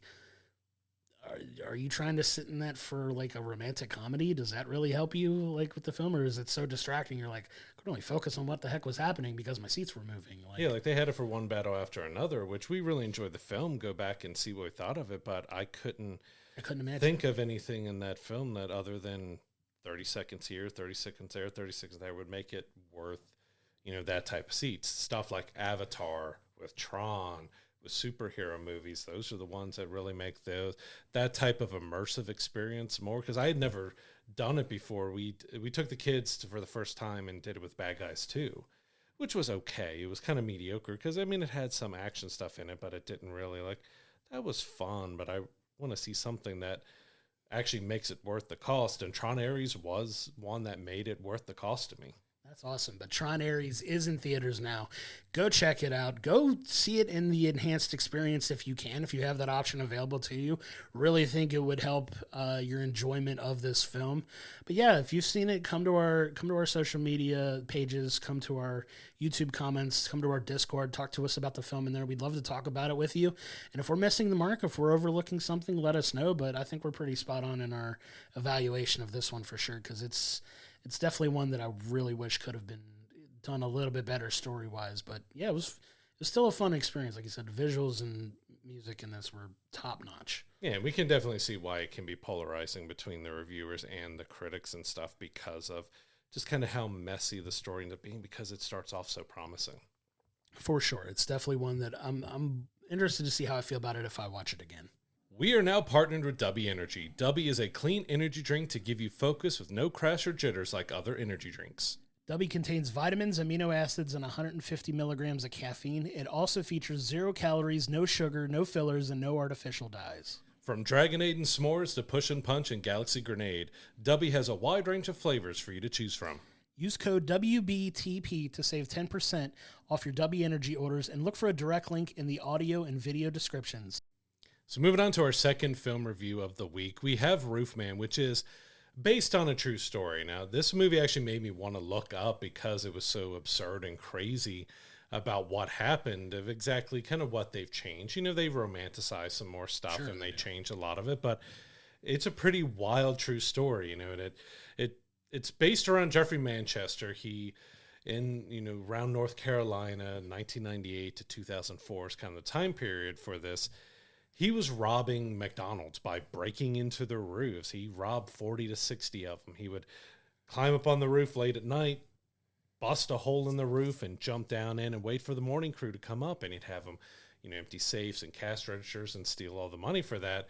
Well, he eventually ends up getting captured from that because he was known as the good guy robber, and it something that actually did happen in true life, that he was putting him in the freezer, and one of the guys didn't have a jacket, so he gave him his jacket and stuff. So he kind of got that, even though he was breaking the law and robbing these McDonald's and stuff, he was being a nice guy about it. Like, he wasn't trying to be too violent with it, and he was giving jackets to employees so they wouldn't get cold and stuff. But he ends up getting arrested for it, but he stages a breakout, and when he breaks out, he finds his way into a Toys R Us and manages to live in a Toys R Us for over 6 months while everybody is looking for him. Like, he didn't leave the area.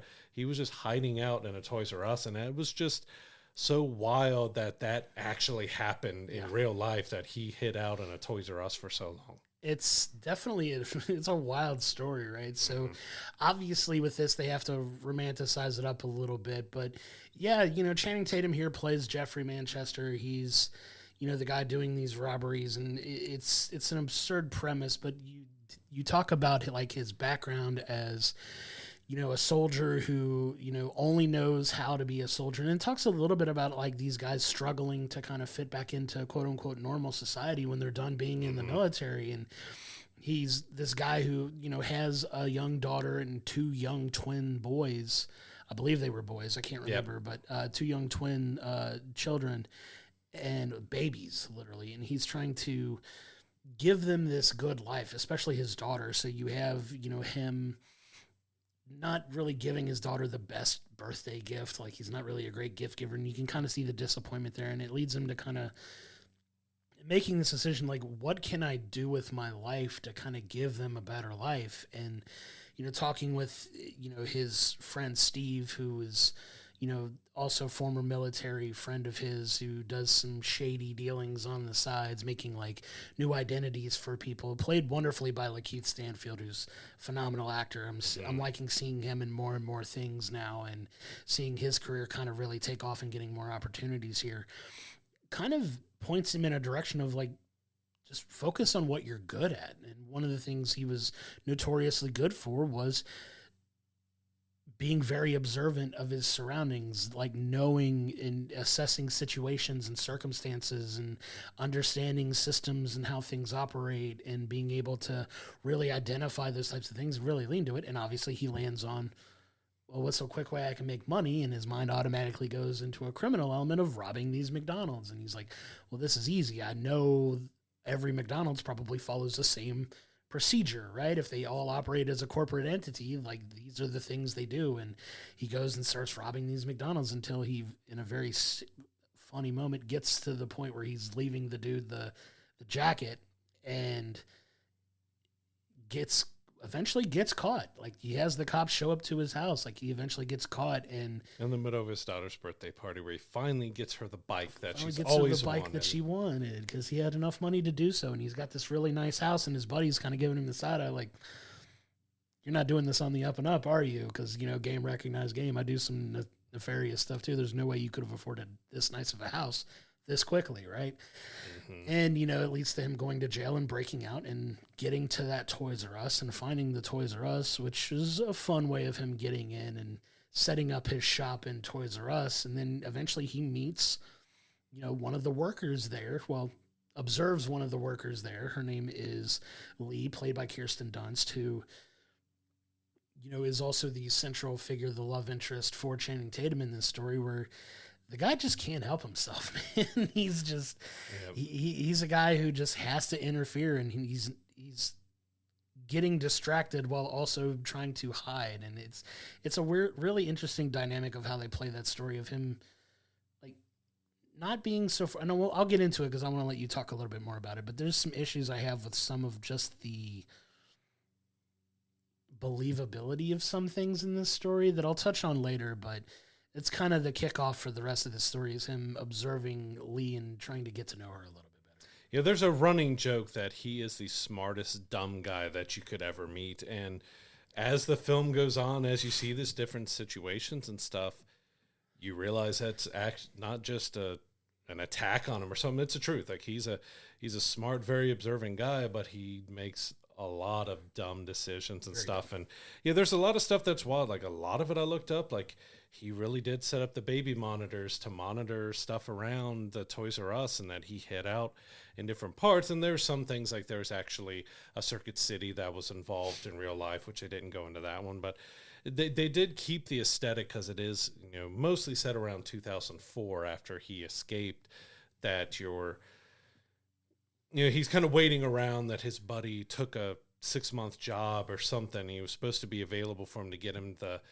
passports and everything to leave, and he had to wait like a month, and then his buddy went off, so he had to wait another like 5 months, and he had to wait till December. So you have him trying to figure out how to survive and live within this Toys R Us during that time, and it gets ridiculous. Time you definitely upped the craziness of it. You do have Peter Dinklage as Mitch, the manager of Toys R Us, he's always just so fun and entertaining about it. This guy who just, I am a manager of this store. I care nothing but about this store, not about the people. You're going to work the schedule. You're going to work. I don't give toys away for free for your toy drive. I am the manager. This is me. And like, And he plays that really well. But I'll say Kirsten Dunst was really good as Lee because she brought a lot of heart and emotion. There was a lot more heart in this movie than I was expecting, too. Like, Channing Tatum was very charming and handles the character very well. There are some ridiculous situations that he gets himself in and stuff, but Kirsten Dunst plays really well off of him. I think they played really well off of each other, that their kind of quick romance was believable, but there was a lot of heart and soul and play between those two characters that really carried this film to me, it's really entertaining, even though it does have some faults and flaws, that it felt like it was a really enjoyable, wild, wacky, crazy type of story. Like it's a unique type of film because I've never really seen anything like this that's based off a true story. Like some of the absurdities actually did happen, while others were, added to the film to, be a little crazy and over the top. But I think Channing and Kirsten all did a really great job in this movie, and it was a lot of fun to see. Like, there's a part of the film where it gets that he drops toys off for Lee's toy drive at the church she belongs to, but he gets hooked to be brought in and everything, and you get to see Ben Mendelsohn as the pastor, and just seeing him after everything you've seen him in the darker, more serious roles, to see him as a singing, over-the-top Southern preacher man, which that was just a lot of fun to see Ben doing something like that. It's so not what we're used to seeing. I didn't even know he was going to be in the film, honestly, because I didn't do a ton of research about it going into it. But when he showed up, you and I both gave each other a look like, oh my God, he's in this film and he's a this is so anti what because he's so notorious for playing a really good villain that you just want to hate. And he's just this nice, aw shucks, like Southern preacher man that just wants to get people to come to his church. And his wife is played by Izo Aduba, who plays Eileen in this. And you obviously know her from Orange is the New Black is what she's most famous for, I would say. But just having those two in this film was just a fun little bit of levity from, what was going on. My biggest issue with this movie, and it I don't know why it was such a hard thing for me to get past. When I alluded to it a little bit earlier, was about the believability of it. They show so much of him being mentioned on the news over and over and over again at the beginning of this movie that it felt like such a throwaway, like, oh, it's just a matter of time before people stop caring because he was gone and missing for so long that the news stopped covering him. He's interacting with several people in this movie, none of whom knows and remembers who he was and who he could have been. Like, none of them. Like, he just comes out and says, oh, my name is John Zorn, and everybody just kind of takes it as face value. Like, the dude was on the news every day for months, and you're telling me that nobody could have been like, hey, aren't you? Like, and he didn't really change his look. He's got this pencil-thin goatee that he never shaves or changes. There's nothing distinguishable about the mugshot compared to what he looks like now. And he even has interactions with people who are in law enforcement, and none of them are clocking like, hey, this is that notorious roof bandit that escaped from prison. You would think people would like catch the second he went out in public and showed his face to somebody. Like, that's the part of me that I feel like I had such a hard time getting over in this film. Like, he's just out and about, oh shucks, I'm meeting this lady. I can believe some people because there's a ton of people that just flat out don't watch the news. A lot of times I'm guilty about being it myself. I try to keep up as best I can, but I'm not a religious news watcher. But the fact that nobody, not even somebody in potentially law enforcement, could have seen him and have been like, I know I've seen your face somewhere, and you can go and double. Like, for some reason, it just lacked the believability for me. And it was a hard thing for me to get over during the film, but overall it does have a lot of heart to it. There's a lot of like that part of the story is done very, very well in here. And I was very surprised about it. I enjoyed the movie a lot more than I was expecting to going into it. Cause I was just like, this film could probably just be all right, but I got a lot of enjoyment out of it. It was entertaining. The stuff they needed to play up, they did really well to kind of tie everything together. I had a fun time watching it. You see, I didn't have as big a problem with the believability of it as you did because, I mean, thinking about the time, 2004, we've still got flip phones. We don't really have smartphones. You don't have the internet is still big, but it's not like what it is today. So people aren't looking at pictures all the time. But it's more because after the film, I read his story and looked up the real, and it is as ridiculous as this kind of movie was. Like as we said, it added more craziness and more romanticizing and other stuff, and they changed details and everything else. But the real life version of this was as ridiculous. He was able to, live in that Toys R Us from his 6 months, and he did start going out in the community and dating a woman and going out and kind of testing the limits and stuff, and nobody recognized him. So it was that point that, because I read it up on it, he was able to do a lot of the stuff that they showed in there, which does feel a bit unbelievable, but because I read of his true story, I didn't have as big of an issue, because I'm like, it sounds ridiculous and it looks ridiculous that no one ever noticed him. Because, I'll get into a slight spoiler bit here, is that the ending, while very fitting for the film, is not how it actually happened in real life, because it's even more ironic and even crazier, because in real life, he ended up moving into an abandoned Circuit City and lived in that while the Christmas rush and stuff was going on. And he was busted because they found a fingerprint on a DVD of Catch Me If You Can.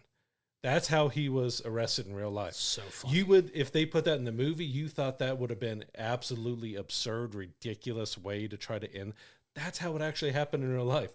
Like, they went for a more dramatic, heartfelt, gripping type of ending to the movie. But in real life, he moved into a Circuit City and got busted because of Catch Me If You Can. If you don't know the movie Catch Me If You Can, it's about an infamous, Leonardo DiCaprio character. Such a good movie.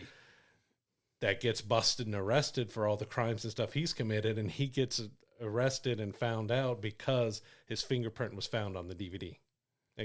That was wild and strange. So because I read about it and saw all how ludicrous the real story about him was, it feeling ridiculous that no one noticed him in the movie didn't bother me, because I knew that's what happened. I can see why they made this a movie, because it's just such a wild story. But I didn't know that. Like I said, I didn't look up like what actually happened to the guy. But that's crazy and hilarious. That the one thing that brought him down was Catch Me If You Can, which on name alone is hilarious. But yeah, I mean, it's a very entertaining movie. I really enjoyed it. It's a very breezy watch. It's about a 2-hour movie, and it's paced very well. It's not very slow. It talks about, a lot of the stuff he does in the Toys R Us is very funny, and you can kind of see him, as you can imagine he would, kind of losing his mind a little bit without human interaction, without, what have you. And some of the stuff he does in the Toys R Us are very funny. My favorite scene in the entire film that I want to give some light to, it's just so funny and so silly, is like his first night in Toys R Us, where the cameras are still on, because a little bit of a spoiler, he bugs the cameras to not record. Like, he winds up reading the manual and turning off the recording option, and nobody notices because the cameras still work. They just assume they're recording when they're not, which plays out in a very funny way later in the film. But he's kind of like using some of his military-esque training to not be caught and observed and filmed and be sneaky, and he's trying to avoid all these cameras. And he gets to the point where he comes across the bag of peanut M&Ms that he's just like starving. Grabber. He really wants it. He's trying to grab him with the toy grabber, and they're just out of the reach of it. And you see the funny just shot of the security camera with just the grabber trying to grab at it, and it's just not working. I don't know why. Yeah. It made me laugh like just watching it, because it just looks so absurd. But that was one of the funnier scenes in the movie for me, was just that absurd, him trying to avoid Toys R Us security cameras and using a grabber to grab just a bag of peanut M&Ms because he was hungry. I also enjoyed him taking his aggression out on Tickle Me Elmo. That was also funny. If you grew up in that time, you know how huge that toy. Like, it was great for our generation. It made it feel like it was a film, the way it looked, the way it was filmed, everything around it. Like, bringing us back to the late 90s, early 2000s era with stuff, and bringing those toys. Like, they recreated a Toys R Us, because there are some that have reopened, but pretty much it's a dead brand. It was for a while there before they started bringing it back, but it was a huge part of our childhood, and seeing all those old toys coming back and stuff. But him just getting so mad and beating the crap out of the Tickle Me Elmos while Elmo's just laughing at him about it was such an entertaining bit. But I think this was a great vehicle for Channing Tatum. Like, he's kind of had a really good career resurgence over the last. I mean, he's got to finally play Gambit after so long of wanting to play him in Deadpool and Wolverine. He's getting to be in an Avengers film. He's going to be in Doomsday.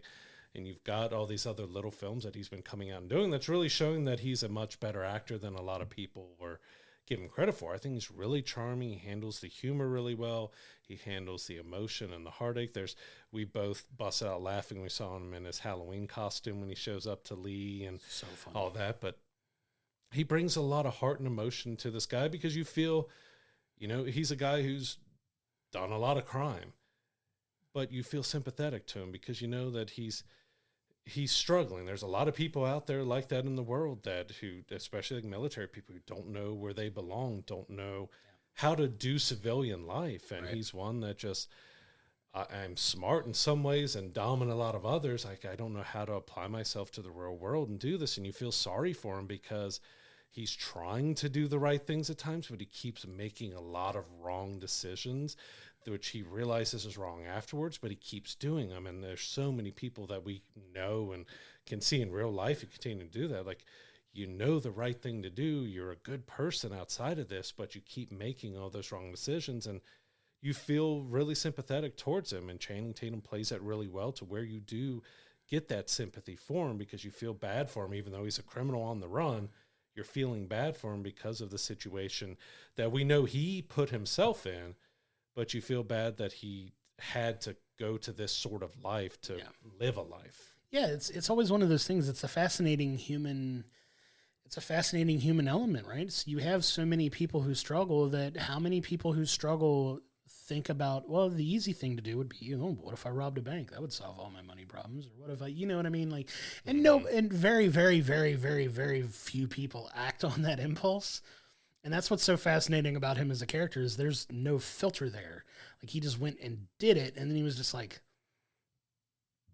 yeah, I did it. But I was just like, he doesn't think about why it was the wrong choice to make. You know what I mean? It's just like, that's what makes him so fascinating as a character is that he doesn't have that moral filter at the time. Like, oh, it's okay. Like, cause I'm doing it for the right reasons. And he feels justified in doing it, which is very much like wrong, obviously, but it's done in such a way that you kind of empathize with him and you kind of like, you're like, I get it. I get where you're coming from. You're struggling. And this was apparently the only outlet for you because you're taking the one thing you're really good at doing and trying to improve your life, but not having the right guidance too. And there's like so many deeper things to it, but it's definitely a fascinating human case like that because so many people like think about those things and crosses their mind, but nobody really acts on it. And this is somebody that very much did and went that route, and you see what's going on and you kind of see yourself in them a little bit. And I think that's what they did a really good job of bringing it across because you get it. Like, I get it, man.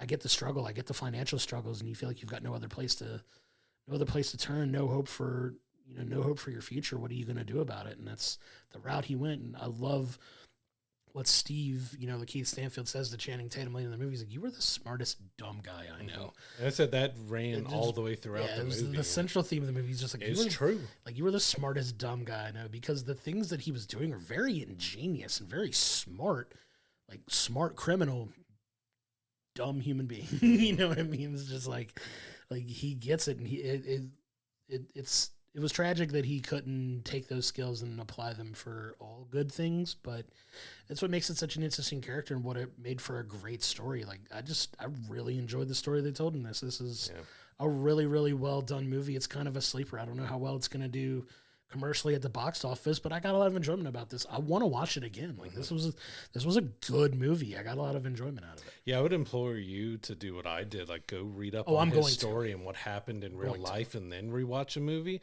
because I don't think the ridiculousness of people not recognizing will bother you as much after you read how ridiculous he got away with everything with it. But yeah, like you said, we empathize with him so much, but you also felt bad with him in the end because as we get towards the end, he's finally deciding that, all right, I need to get out and go to somewhere where they can't catch me and can't find me. And he goes back to Steve, his friend, his military buddy that does all the passports and IDs and everything else, expecting that he's going to be my gateway out of here. And then Steve's like, it's going to cost you like $50,000 for me to do this. And he's like, you told me when, before I went to jail, you were doing this for like $5,000. And now you're telling me, your friend, that it's going to be 50. And you felt for him in that moment, because even like his quote unquote friend Steve is screwing him over and making him pay all of this amount because he knows how desperate it is. So he's like even screwing him over.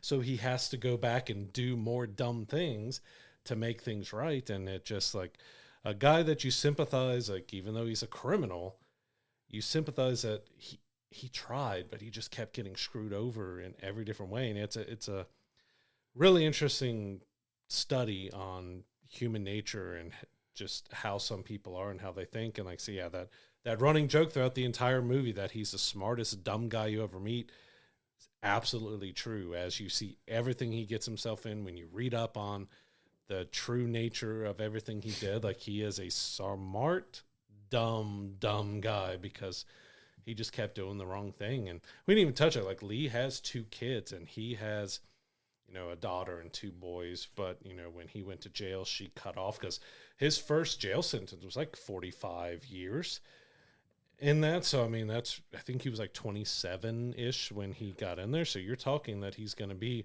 70s. A 70-year-old man before he can get out, unless they, give him parole at some point. And they give him another sentence later on with stuff. But you felt bad for the guy, even though he put himself in this situation. Like, it's this weird thing. Like, you feel bad for him, even though it's 100% his fault. Everything that happened, even his arrest and everything else, was 100% his fault. Absolutely. And it's like sympathy but no sympathy, right? Mm-hmm. It's a hard thing. It's a hard thing to talk about. But man, like, I really enjoyed this movie. I did too. It was really good. It was really fun. But Roofman is a wonderful tale about just the smartest dumb criminal you're ever going to meet in Jeffrey Manchester, played brilliantly by Channing Tatum. One of my favorite roles he's done in recent memory. Like, he is really, really good in this movie. Kirsten Dunst as Lee is just phenomenal on-screen chemistry with Channing Tatum as well. This is a sleeper hit for me that I really got a lot of enjoyment out of. It's a heartwarming story about a guy who just can't seem to make the right decisions at the worst possible times in his life, and just leads to this all these criminal, theft acts that he performs. But it's told in such a charming way that you really pull for the guy. And even towards the end, like, he's doing bad things, but you still want to cheer for him to succeed and make it out and just everything to be okay. And, it plays out. And go check out the guy's story. From what Brad was telling me, his story was insane. But for that reason, man, I'm giving this film a solid 8. I really got a lot of enjoyment out of this film. A few things about it, just like for the believability without knowing his story, kind of tampers my enjoyment of it just a little bit. It's not a perfect film by any means, but it was really fun and really well done. Like, this is a movie I want to see again, and for that reason, I'm giving it a solid 8. Yeah, I'm kind of surprised, but I'm glad you gave it an 8, because I thought we were going to be a little farther apart. I'm at an 8.5 because I really enjoyed it, because I did look it up and know how ridiculous the real life was, so the ridiculousness in the movie didn't, affect me like it did with you. But yeah, Channing Tatum, this was a great role for him to show off his comedic, but also more of the heartwarming and touching. And yeah, Kirsten Dunst was such a great addition to that character, to be able to bring that heart and the soul and the emotion, because she's not knowing what's going on, is trying to help him be a good man and be this and that, but he just can't stop getting in his own way with everything. But it was a great vehicle for both of them, like 2 really good, solid performances. Visually, it looks like it was made in the late 90s, early 2000s, so it fits the aesthetic and the style, with them, rebuilding some of the old stores, the Toys R Us and everything. Really kind of brought back a lot of memories for our childhood and stuff. But it's a wild and crazy story that is well worth seeing and checking out. And it was just a really enjoyable film. It's a unique type of film that deserves to be seen. For sure. The story is a lot of fun. The cast is really slept on too. Like, it's low-key got a really, really solid cast. We didn't even get into a ton of the other people that are in the film. Like you said, Ben Mendelsohn is just hilarious as this preacher pastor Ron. You've got Juno Temple making an appearance, for fans of Ted Lasso, that she's probably most famous for. She's in the film a little bit briefly. Also, very briefly, you have Tony Rovalowy, who is, most people would probably know him as playing Flash in the Spider-Man films, the new Spider-Man films. And from Scream. And from Scream, obviously, but, probably most for... Yeah, mostly for for Spider-Man, because he was in one Scream movie. Right, and very briefly, spoiler. But, yeah, he makes a brief appearance as the guy who gets the jacket from Channing Tatum. You've seen it in the trailer. I'm not really hiding that from you there. But, yeah, just a really solid cast overall in this film that, Peter Dinklage as well. He's just... I love seeing him in everything. It's just so much fun being the grumpy old man. Yeah, and he does it so well, so brilliantly, but definitely a film worth seeing and checking out. It's definitely one that I'm going to be checking out again because I really like the movie. Believability aside, like it's one of those things that kind of irked me while watching it, but it didn't hamper my enjoyment of the film. Yeah. It's just like okay, if I can get past the fact that he really could hide out for this long and nobody knows who he is. But then again, like you said, it's a time period, it's early 2000s where not everything is as online as it is now, but it would probably be significantly harder for him to do that now. The one thing I wanted to say about him is why the hell didn't he get out of the area? Like go somewhere, like if you wanted to set up shop like a state away, if you went to South Carolina or Virginia and done the exact same thing, he probably could have gotten away with it at that point, but he once again made the dumb decision to not leave the area. He had many opportunities to leave and do something, and just being the smartest dumb guy, he just made all the wrong decisions. Coming full circle. Get out of the region, my guy. Like, go far, far away and start over. You'll probably be more successful, but it is what it is. Yeah, so Roofman is in theaters now. We highly checking out. It is a much smaller, especially compared to Tron Ares and stuff, but it's got such heart, warmth, and humor, and it's just a wild story that it's hard to believe, but a lot of it did happen. Again, they changed a lot of stuff up to romanticize it and dramatize it and everything else, but it's a fun, really interesting story that you feel sympathetic, but you're just a dumb guy. Like, why are you doing this stuff to yourself? You almost want to yell at the screen, which don't do it, but you almost want to yell at the guy, like, just stop. Just get out, leave it. Why are you leaving the toys? No, get back inside. Like, stop doing that kind of stuff, because you felt sorry for him, but at the same time, like, yeah, you're dumb. Don't do that. That's going to get you caught. It's just so silly, like, the fact that he just didn't leave the area. It was just like, I get it, your family's there, and you want to, like, see your girl and, see all that, and then you fall in love with this girl, but it's just like, man, like, just what could have been. You could have fallen in love anywhere else. But, it wouldn't have made for as interesting a story, I'm assuming. But, yeah, just well done. Well done with that movie. I really got a lot of enjoyment out of that. I wound up liking it way more than I thought I would. I was just kind of expecting it to go in and just be okay, but I got a lot of enjoyment out of it. It's easily, in my opinion, of the two movies, overall, quality-wise, the better movie of the week for me. And we'll see how it does. Yeah, it's kind of interesting to look at the two because, Tron Ares, we've got the visual splendor and the audio splendor. Like, it's just gorgeous to look at. And then we have a much smaller film that's grittier, looking like it was filmed in the 90s and early 2000s, but it has so much more heart and depth and emotion to the story that it connects you so thoroughly to its story and carries you through it so well, while the other one kind of abandons its story to the end. So, like, one is a visual treat to see in theaters, while the other one, if you want more unique films like that to be made, you need to go out and see it, because not only is it a good movie, but it needs to be seen in theaters. So they're like going to green light more of these because it's such a fun, entertaining, and it is one of Channing Tatum's best films that he's done. Like, he really got to show a decent amount of range with things, but you got to get a lot of heart and emotion out of him. And I don't know who else could have really played this over the top type of real life guy with as much care and heart and attention as Channing Tatum did. It was just so much fun. It was worth it. Definitely a fun one to go check out. And in my opinion, it won the week, and definitely one I want to go back and check out again. Yeah, if you want a visual insane splendor, go see Tron Ares. But if you want hard emotion and a good story, go see Roofman. Yeah, a little bit of something for everybody this week. And coming up next week, we have an interesting new film that we've seen the trailer quite a lot, but I'm hoping it lives up to it, because this is the first real comedy that Keanu Reeves has done since they rebooted Bill and Ted and brought that back. It's Good Fortune. Keanu Reeves is playing a budget angel that he's coming down to help someone who's having a really hard time and trying to show him that the rich,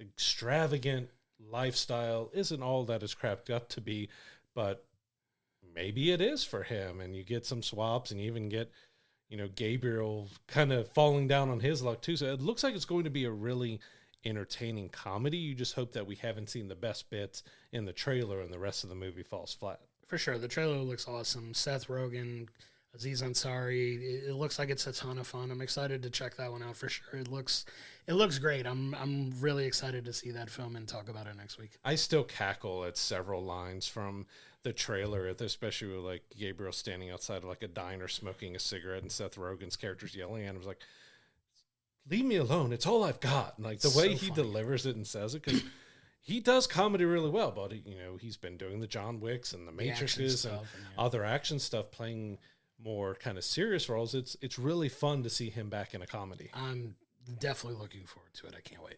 We're also going to be reviewing season 2 of Peacemaker. So this was definitely an interesting season of trying to figure out how do we go from this being in the other DCU into the new DCEU connected to Superman and everything that they're doing going forward and stuff. So it was an interesting way they tried to do that, and it's kind of a big shift in between season 1 and season 2 tonally about the emotional impact and the story that they're trying to tell. Like it was a very intriguing season, and I'm really looking forward to talking about that. I've still got the finale to watch, but it was an interesting season that's going to have plenty to talk about with that one. Yeah, for sure. There's definitely some implications moving forward with DC that we have to discuss if you're interested in the interconnected workings of how it's going to tie to other elements in the DC universe moving forward. And I'm excited to talk about that one.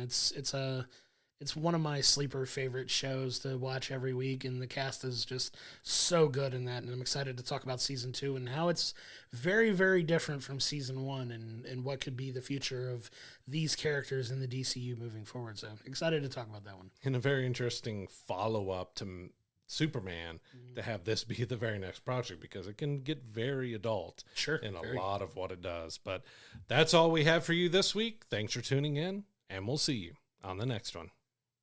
To find all of the episodes of We'll Bring the Popcorn, go to our YouTube page, hit the like and subscription button so you're getting our episodes when they drop each and every Monday. If you're listening to us in the audio room on any of the podcasting platforms that we're on, please don't forget to give us a 5-star review. It really helps elevate the profile of the show.